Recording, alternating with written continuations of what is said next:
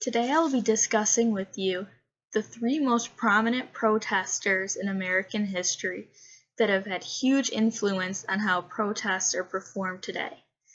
Those three are Mahatma Gandhi, Martin Luther King Jr., and John Lennon. All three can really show us a thing or two about how modern protests are done.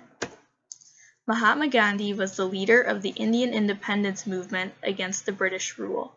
He stood for peace and inspired civil rights movements across the entire world.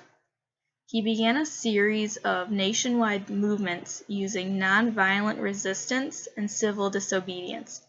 He was very successful because he had strategic plans.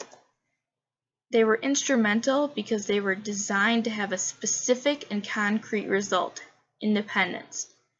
But they ended up standing for much more than that. Nonviolent protesting has been used all over the world and is still seen today. Martin Luther King Jr.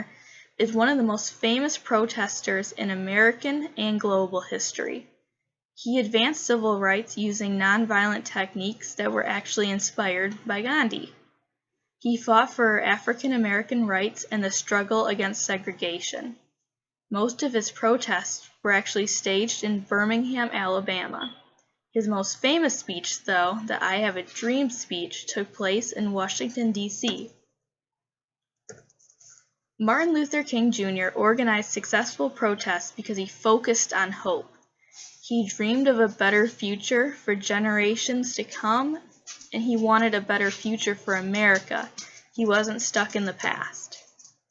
John Lennon and his wife, Yoko Ono, held a 2-week-long protest at the Hilton Hotel in Amsterdam against Vietnam War.